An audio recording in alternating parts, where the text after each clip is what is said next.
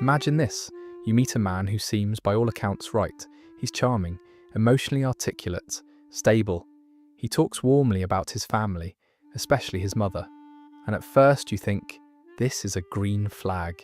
A man who loves his mother must know how to love a woman, right? In the beginning, everything feels safe, even reassuring.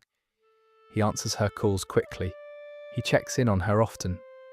You tell yourself it's loyalty, values, maturity, but then, slowly, something starts to feel off. Your dates are interrupted, not once, but repeatedly. Decisions stall, plans hang in the air because he needs to check with her. And one day, without any dramatic argument or clear betrayal, you notice a quiet shift. When you're in the same room with him and his mother, you feel like the outsider. You're not jealous, you're not insecure, you just feel strangely unnecessary. It's as if the relationship already has its center and you're orbiting around it.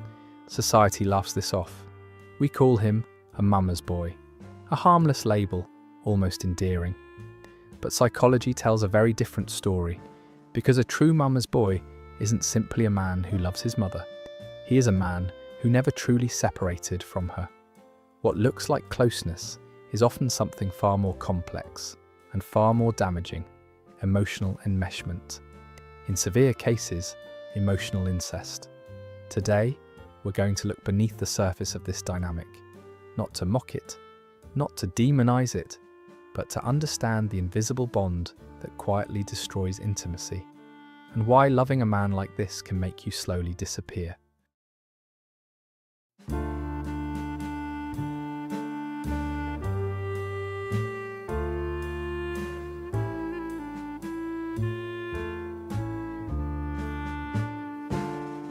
It doesn't happen all at once. There's no explosion, no obvious betrayal. It's a moment so small you almost dismiss it. You're talking about something that matters to you. Maybe moving in together, maybe a trip, maybe a decision that feels like a step forward. He listens, he nods, and then he says it, casually, without malice. I should probably ask my mum first. You smile. You tell yourself it's nothing. But something inside you tightens. Over time, these moments stack up. Plans are tentative. Decisions feel delayed. Your needs are always pending. And slowly, you stop bringing things up. Not because you don't care, but because you already know the answer will come from somewhere else. This isn't jealousy, it's erasure. You start to feel like your role in the relationship is conditional, temporary, replaceable. As if you're auditioning for a part that's already been cast.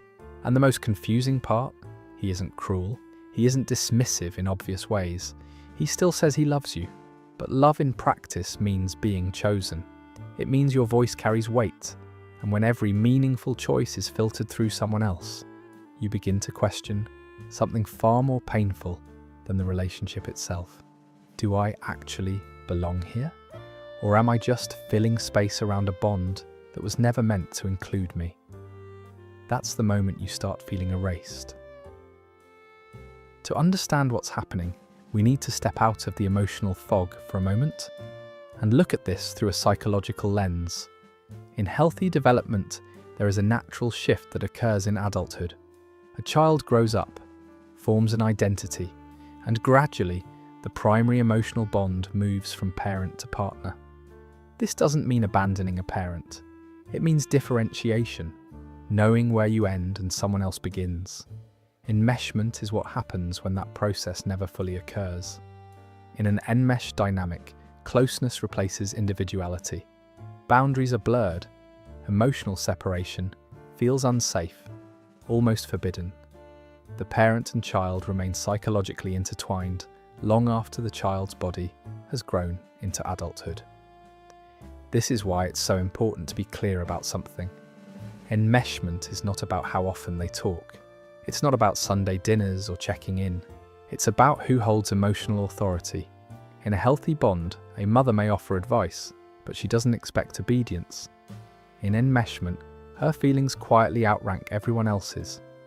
The adult son doesn't ask for her opinion because he's curious. He asks because not doing so triggers anxiety, guilt, or a deep sense of disloyalty. And this is where partners often get confused. From the outside, it can look like kindness, respect, family values, but from the inside, the system operates on emotional pressure, not choice. There is no clear boundary between my feelings and her feelings. If she's upset, he's distressed. If she disapproves, he freezes. And without realizing it, he brings this fused system into his romantic relationship. You're not entering a partnership with an individual who stands on his own emotional ground. You're stepping into an already established emotional unit, one where decisions, loyalty, and safety have been defined long before you arrived. Understanding this isn't about assigning blame, it's about clarity, because once you can name enmeshment, you can stop blaming yourself for dynamics that were never truly about you. The first sign is also the most destabilizing, because it quietly reverses the natural order of adult relationships. In a healthy partnership, priorities shift, not abruptly, not cruelly, but clearly. A man can still love his mother deeply, while understanding that his partner becomes his primary emotional responsibility. That shift is how a new family unit is formed. It's how intimacy survives. For the mama's boy, that shift never happens. Instead, you begin to notice a paradox. He's committed to you, but only after he's committed to her. Her comfort comes first. Her opinions carry more weight. And when there's a conflict, spoken or unspoken, you can feel it in the air. Your needs are negotiable. Hers are not. You might hear phrases like, "My mum wouldn't like that. She's just worried about me. I don't want to upset her." On the surface, these sound reasonable, even caring, but underneath them is a quiet message. Your feelings are secondary, and over time, this does something subtle but corrosive. You start editing yourself. You compromise preemptively. You shrink your needs to avoid being the difficult one, not because you're weak, but because the system has already taught you where you stand. Love, in its healthiest form, doesn't require you to compete. It doesn't ask you to earn your place through silence or sacrifice. When a man cannot emotionally prioritize his partner, the relationship doesn't feel like a partnership. It feels like a waiting room. And the most painful part of the priority paradox isn't that you aren't loved. It's that you're never truly chosen. When people ask, why doesn't he just stand up to her? They often assume the answer is weakness or indifference toward you. But for an enmeshed man, the real force isn't a lack of love, it's guilt. This guilt didn't appear in adulthood. It was conditioned into him early, quietly and repeatedly. Somewhere along the way, he learned that his mother's emotional well-being was his responsibility. If she was sad, it was because he failed her. If she was lonely, it was his job to fix it. And if he pulled away, even slightly, he wasn't just being independent, he was being bad. So when he hesitates to set boundaries now, his nervous system reacts as if something terrible is about to happen. His body feels the threat before his mind can reason through it. Anxiety rises, panic follows, and guilt tightens like a leash around his chest. This is why logic doesn't work. You can explain your needs calmly, you can be patient, compassionate, reasonable, but you're not arguing with his thoughts. You're up against a lifetime of emotional conditioning. And here's the part that hurts most. To reduce his guilt, he will often sacrifice the relationship instead of confronting its source. Not because you matter less, but because upsetting his mother feels psychologically unbearable. This isn't love. It's emotional obligation disguised as devotion. And when guilt is the leash, every step toward adulthood feels like betrayal. Understanding this doesn't make the dynamic less painful, but it can stop you from internalizing a lie that slowly destroys you. That if you were more understanding, more patient, more quiet, he would finally choose you. He's not choosing between two women.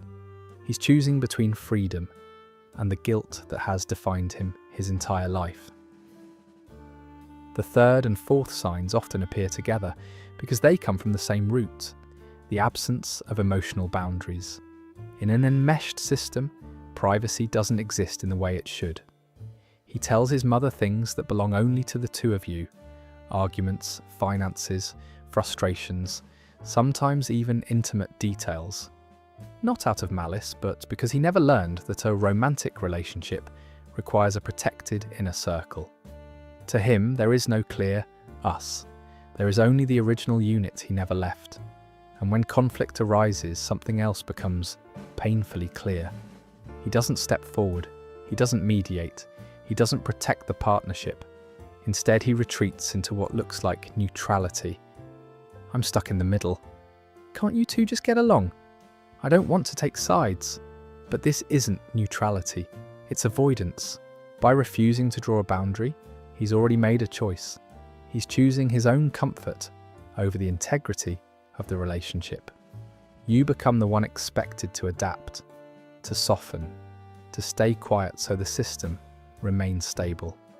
Over time, this dynamic erodes intimacy. You stop feeling like a partner. You feel like an outsider negotiating access to a space that was never meant to be private. A relationship without boundaries isn't closeness. It's exposure without safety. And when a man cannot create a boundary between his mother and his partner, there is no real partnership, only a triangle where one person is always expendable. In that triangle, it's rarely him who feels the cost. To fully understand this dynamic, we need to look past the man you're dating and see the child he once was. Because no child is born enmeshed. This is something that happens slowly, inside a family system that mistakes closeness for control. Often, the mother in this dynamic was emotionally unfulfilled herself. Maybe her marriage was cold. Maybe she felt unseen, abandoned, or chronically alone. And without always realizing it, she turned toward her son. Not as a child to raise, but as a source of emotional reassurance. He became the listener, the comforter, the one who made her feel chosen. She praised him, elevated him, made him feel special in ways that felt like love, but came with invisible strings attached. The message was subtle, yet powerful. You matter most when you stay close. To a child, this feels intoxicating. He feels important, needed, irreplaceable. What he doesn't realize is the cost. He never gets to fully become himself. His independence feels dangerous, and separation begins to feel like abandonment. Not just for her, but for him. If a father was absent, passive, or emotionally eclipsed, there was no counterbalance, no model of healthy distance, no one to interrupt the bond and say, "This is too much for a child to carry." So the boy adapts. He learns to read moods, to manage emotions that aren't his, to stay small where independence might cause pain. This doesn't make him manipulative, it makes him conditioned. And here is where many partners get trapped. You see the wounded child behind the man. You feel compassion. You understand why he struggles. And slowly, without meaning to, you begin compensating for a wound you didn't create.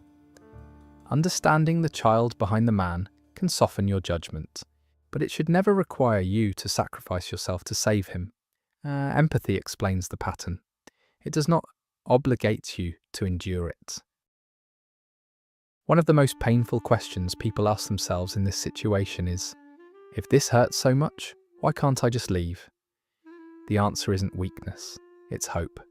You don't stay because you don't see the problem. You stay because you see his potential.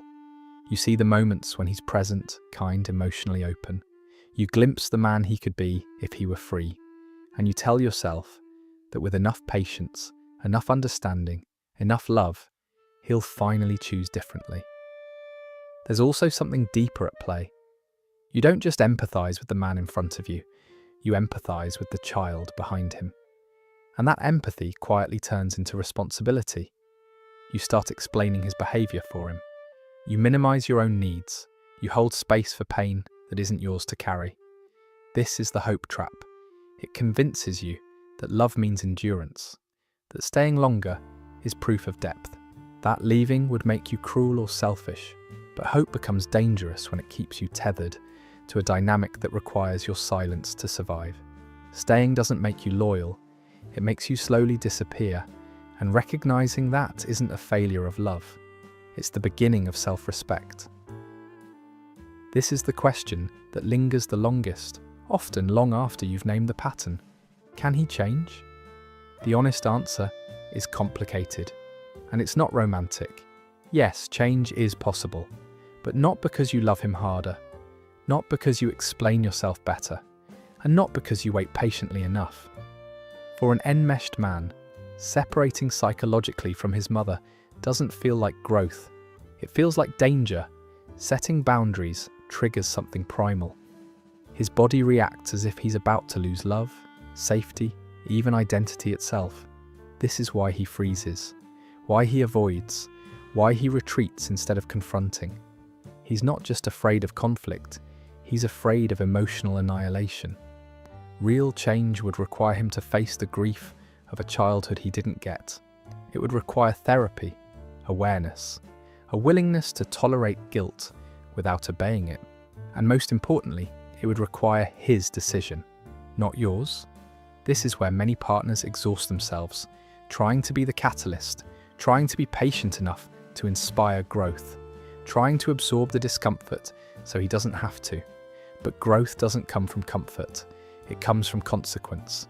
He will only change when the pain of staying the same becomes greater than the fear of separation. And if that moment never comes, it doesn't mean you weren't worth changing for. It means you were asking someone to step into adulthood when they were still protecting a system that kept them emotionally safe. Understanding this can be heartbreaking, but it can also be freeing.